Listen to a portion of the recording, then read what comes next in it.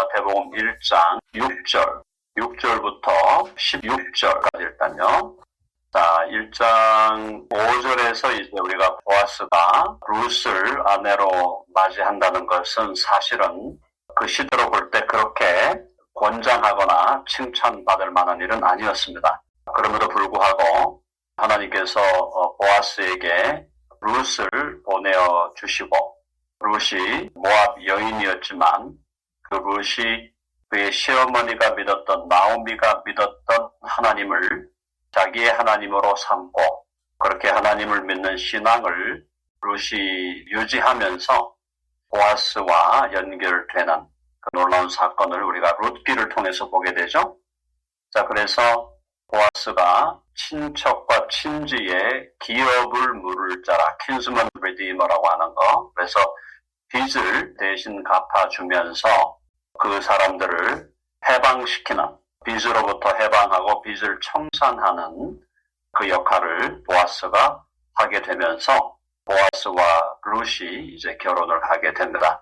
그래서 이 보아스와 룻의 결혼은 보아스가 유다 지파죠. 유다 지파에 속한 보아스. 그는 이제 예수 그리스도의 그림자, 모형이고요.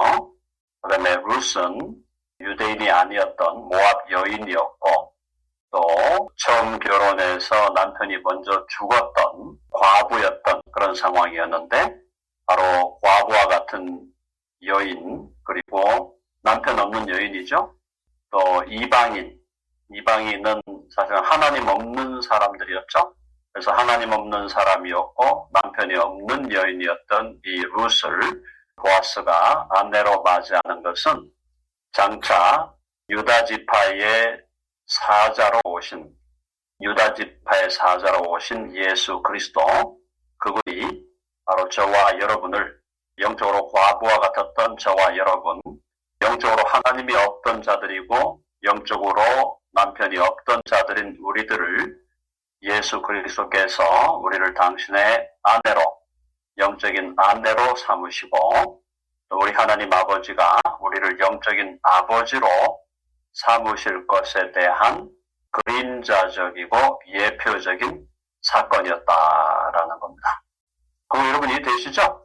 네, 그래서 룻기를 통해서 하나님이 우리에게 그려주고자 하는 그림은, 복음이라는 것이 영적인 면에서 하나님의 아들 되신 예수 그리스도가 우리의 죄와 허물을 사하시고 또 용서하시고, 그걸 바로 보아스가 룻을 해방시키는 거죠. 해방시키는 그림과 같죠. 그렇게 해서 우리를 해방시켜서 우리를 당신의 영적인 아내로, 신부로 삼으실 것에 대해서 미리 믿었다, 이렇게 보시면 되겠습니다. 자, 이제 2세가 다윗 왕을 낳았어요. 다윗 왕은 사실은 인간적으로 다윗 왕에 대해서 하나님께서 붙여주신 별명이 있었죠. 하나님의 마음에 합한 자라 그랬습니다. 그러니까 하나님의 마음에 합한 자였으니까 하나님께서 다윗을 너무너무 사랑하셨어요. 다윗을 사랑하셨고 다윗에게 있는 하나님의 마음에 합했다. 이게 뭘까? 우리 많은 성경 연구가들이 그 부분에 대해서 연구를 했는데, 결국은 다윗에게 있는 하나님의 마음에 합한 것은 다윗의 마음속에는 하나님을 향한 열정과 사랑이 그에게 있었다는 겁니다. 그에게 죄가 없었다는 게 아니에요. 다윗은 나중에 엄청난 죄를 범하게 됩니다. 참 인간적으로도 용서할 수 없는 죄를 다윗이 범하게 되니까, 다윗도 분명히 죄가 있는 인간이었고 또 죄성으로 인하여 여러 가지 인간적인 또 도덕적인 복잡한 삶의 주인공이었어요. 그런 의미에서 다윗과 우리는 본질상 같은 인간들이에요. 같은 죄성을 가지고 같은 인간성을 가진 사람들이었지만, 다윗이 하나님의 마음에 합했다는 것은 그런 죄악에도 불구하고 다윗이 하나님을 향한 사랑, 하나님을 향한 열정을 갖고 있었고, 또 다윗이 가장 우리들에게 보여줬던 건 뭐냐면, 다윗이 죄를 짓고 그 죄를 누군가 지적하고 그 죄를 깨달았을 때 그는 그 죄에 대해서 핑계를 대거나 그 죄에 대해서 무슨 이런 변명을 한 게 아니라, 자기가 지었던 죄에 대해서 바로 정직하게 바로 그 순간에 죄임을 인정하고 하나님께 나아가서 회개하는 사람이었어요. 다윗이 하나님의 마음에 합했다는 걸 저는 두 가지로 봅니다. 하나는 그가 하나님을 향한 사랑, 하나님을 향한 열정의 사람이었고, 둘째로 자신의 죄를 지적당했을 때 그것에 대해서 변명하고 구차하게 핑계를 대는 게 아니라 그 죄를 하나님 앞에 가져가서 바로 직고하고 회개하면서 주님과의 화해를 추구했던 사람이었다. 그게 바로 다윗이 갖고 있는 하나님의 마음에 합한 사람이었다라는 모습, 그것이 드러내고 있는 모습인데 다윗이 그런 사람이었어요. 그러나 다윗이 그렇다고 해서 완전한 의인이었다거나 죄가 없는 사람이 전혀 아니었습니다.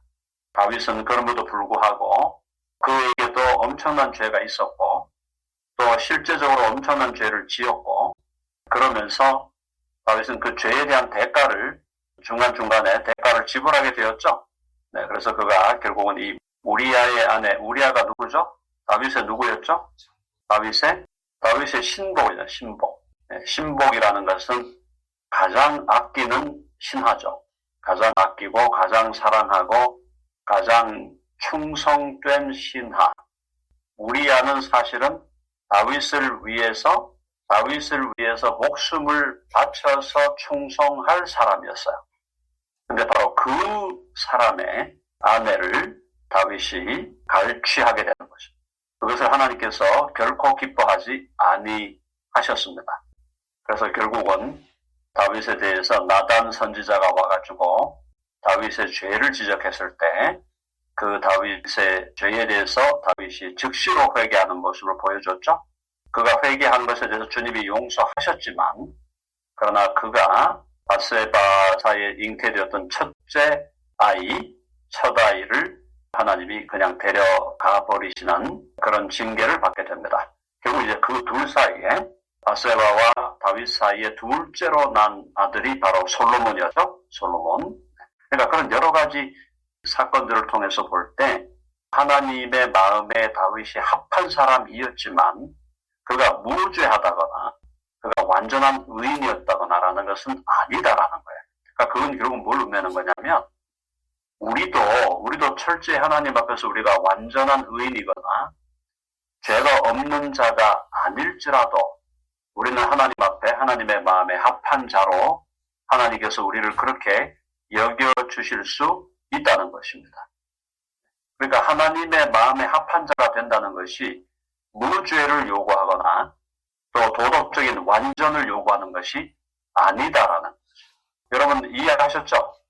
그러니까 우리 안에 그런 연약함과 죄악이 여전히 남아 있을지라도 하나님의 마음에 합한 사람이 될 수 있다는 거예요. 하나님의 마음에 합한 사람이 된다는 거, 하나님을 향한 사랑, 그리고 죄에 대해서 즉시로 하나님 앞에 나아가 회개하는 마음, 그런 것들이 다윗에게서 우리가 배울 수 있는 매우 중요한 영적인 교훈이다라고 말씀을 드릴 수가 있겠습니다. 자, 그 다음에 다윗 왕을 낳았고 다윗은 우리아의 아내에게서 솔로몬을 낳았다. 이 다윗 왕은 결국은 예수 그리스도와 연결하면은 예수님은 제2의 다윗이고 새 다윗이에요. 이게 무슨 말이냐면은 이스라엘 역사 속에서 다윗에게 하나님이 약속한 게 있어요. 약속한 게 뭐냐면 그게 이제 사무엘하 7장에 나오는데 다윗에게 뭘 약속했냐면은 너의 왕위가 영원하리라 그랬어요.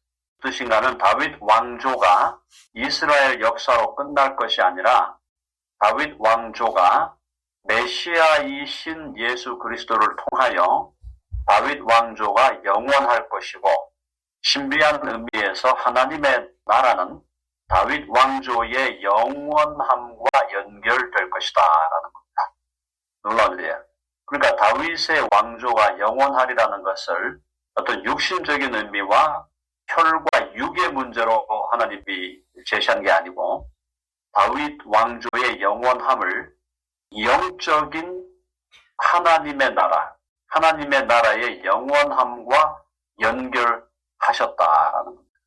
그래서 다윗의 자손인 예수 그리스도가 와서 그 예수 그리스도가 하나님의 나라를 이 땅에 세우면서 그 하나님의 나라가 영원한 하나님의 나라로 존재하게 되는 그 자체를 하나님께서 다윗에게 주신 언약, 다윗 너의 왕위가 영원할 것이고 너의 왕조가 영원한 왕조가 될 것이라는 그 하나님의 약속이 다윗의 자손 예수 그리스도를 통해서 이루어지도록 하신 것이 하나님의 역사 섭리였다. 놀라운 얘기죠. 놀라운 얘기. 그래서 예수님은 다윗의 자손으로 오셨고 그럼에도 불구하고 예수님은 또 다윗의 뿌리다. 다윗의 뿌리. 그죠? 다윗의 뿌리였다라는 거. 다윗보다 더 위대한 하나님의 아들이었다라는 걸 특별히 요한계시록에서 말씀하고 있습니다. 자, 넘어갈까요? 그 다음에 솔로몬은 르호보암을 낳았고, 자, 여기서 이제 솔로몬을 바세바와 다윗 사이에 나왔는데, 이 솔로몬이 결국은 솔로몬에게 있어서 우리가 좀 배울 수 있는 건 뭐죠? 솔로몬은 처음에 그가 왕이 처음 되었을 때 하나님께서 야, 너가 원하는 게 뭐냐? 너가 원하는 게 뭐냐? 소원을 이야기하라 했을 때 솔로몬이 뭘 달라고 했습니까? 지혜를 달라고 했어요. 지혜를 달라고 했던 것은 솔로몬이 하나님의 마음에 굉장히 합하고 하나님께서 좋아하시는 답을 솔로몬이 한 겁니다. 솔로몬이 이제 지혜를 달라고 그랬고, 두 번째는 솔로몬의 마음에 다윗 아버지, 그의 아버지 다윗이 갖고 있었던 하나님을 위한 성전을 짓고 싶다고 했던 그 마음을 솔로몬 또한 가지게 되므로 솔로몬이 결국은 하나님의 성전을 짓게 되는 놀라운 역사를 이루게 되죠. 그래서 지혜를 구했고 또 하나님의 성전을 지었다는 측면에서 솔로몬은 처음에 그의 인생의 초기에 매우 중요한 영적인 또 업적을 남겼다고 봐야 됩니다. 그러니까 그래서 긍정적인 부분이죠. 그런데 뒤에 가서 이 솔로몬이 교만해지고 그러면서 하나님께 대한 신앙에서 떠나게 되므로 그가 결국은 여러 가지, 특별히 이제 그가 왕위에 있다 보니까 사실은 좀 그의 심각한 문제가 1000명의 자기 왕비들과 또 후궁들과 다 포함해가지고 그런 이제 육신적인 타락, 또 도덕적인 타락을 보여주게 되고, 그러면서 솔로몬이 결국에 나중에는 우상숭배, 하나님을 떠나는 우상숭배를 솔로몬이 심각하게 범하게 되죠. 바로 이제 그것이 하나님 앞에서 솔로몬의 범죄로 드러나게 되고, 그래서 솔로몬의 아들 르호보암 때 왔을 때 군대 장관이었던 여로보암이라는 자가 결국은 뭡니까? 반역을 일으켜 북이스라엘이 분리되어 나가는 역사가 벌어지게 되는 거죠. 그래서 솔로몬 이후에 그 아들 르호보암 때 여로보암이 북이스라엘로 나누게 되고, 그래서 우리나라 마치 북한 남한 나누어졌듯이 북이스라엘 남유다로 분열되게 되는 그런 안타까운 역사를 그들이 경험하게 되는 것입니다. 7절 솔로몬은 르호보암을 낳고 르호보암은 아비야를 낳고 아비야는 아사를 낳고 아사는 여호사밧은 요람을 낳고 요람은 우시야를 낳고, 계속 이제 왕들의 계보죠. 우시야는 요담을 낳고 요담은 아하스를 낳고 아하스는 히스기야를 낳았다. 이 히스기야라는 왕이 성경에서 상당히 하이라이트 되고 있는 왕인데, 이 히스기야 왕은 특별히 어떤 왕이었죠? 어떤 왕? 히스기야가 병들었을 때 하나님께 기도함으로 그의 수명을 몇 년 늘렸나요? 네, 15년. 15년의 수명을 하나님께서 히스기야의 수명을 늘려주시는 그런 역사를 이룬 걸 우리는 보게 됩니다. 자, 그래서 히스기야가 중요한 인물이었고, 그 다음에 히스기야가 므낫세를 낳고 므낫세 아몬을 낳고 아몬은 요시야를 낳고, 이 요시야라는 왕이 또 중요한 왕인데, 이 요시야는 유다의 종교 개혁을 이룬 왕이죠. 히스기야가 신앙적으로 상당히 위대한 신앙의 유산을 남겨주는 왕이었다면, 이 요시야 때에 유다의 종교 개혁, 신앙 개혁을 이루었다라고 보시면 되겠습니다. 자, 그렇게 낳은 다음에 그럼에도 불구하고 결국은 북이스라엘은 아수르에게 망하고 그 다음에 남유다는 바벨론에 의해서 망해서 바벨론으로 사로잡혀 갈 때에 요시야는 여고냐와 그의 형제들을 낳으니라. 그리고 나서 바벨론으로 사로잡혀 간 후에 여고냐는 스알디엘을 낳고 스알디엘은 수룹바벨을 낳고 이 수룹바벨이 나중에 유다로 귀환하면서 사실은 예루살렘의 성전을 회복하는 성전 재건하는 일을 감당하게 되죠. 자, 그래서 수룹바벨은 아비훗을 낳고 아비훗은 엘리야김을 낳고 엘리야김은 아소르를 낳고 또 아소르는 사독, 사독은 아킴, 아킴 엘리웃, 엘리웃은 엘라살, 엘라살은 mattan, mattan은 야곱을 낳고 16절에 야곱은 마리아의 남편 요셉을 낳았으니 마리아에게서 그리스도라 칭하는 예수가 나시니라. 마리아의 남편 요셉과 마리아가 정혼했죠. 정혼을 한 상태였는데 정혼을 하고 두 사람이 동침을 하진 않았어요. 그랬는데도 마리아가 잉태를 하게 됩니다. 이 마리아가 보라 처녀가 잉태하여 아들을 낳으리니 그 이름을 임마누엘이라 하리라 했던 그 말씀 그대로 이사야서에 나오는 그 예언 그대로 이 마리아가 성령으로 잉태하여 동정녀 마리아에게서 메시아가 태어나는 놀라운 역사를 이루게 되죠. 자, 그래서 마리아의 남편 요셉은 생물학적으로는 예수님의 아버지가 아닙니다. 법적으로만 아버지예요. 법적으로만 아버지고 생물학적으로는 예수님의 아버지가 아니었어요. 자, 그러나 어쨌든 하나님께서 요셉을 사용하시고 또 마리아를 사용해서 마리아의 남편 요셉을 낳았으니 마리아에게서 그리스도라 칭하는 예수가 나셨다. 그래서 그리스도가 메시아죠. 메시아. 그리고 예수는 여호와는 구원하신다라는 뜻입니다.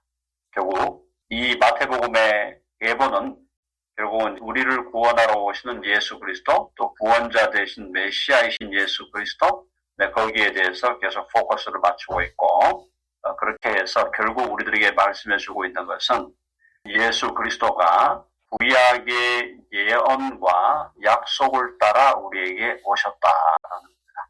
한번 해볼까요? 구약의 예언과 약속을 따라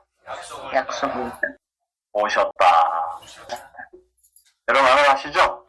그래서 오늘 일단 16절까지만 말씀을 전하고요. 그렇게 하도록 하겠습니다.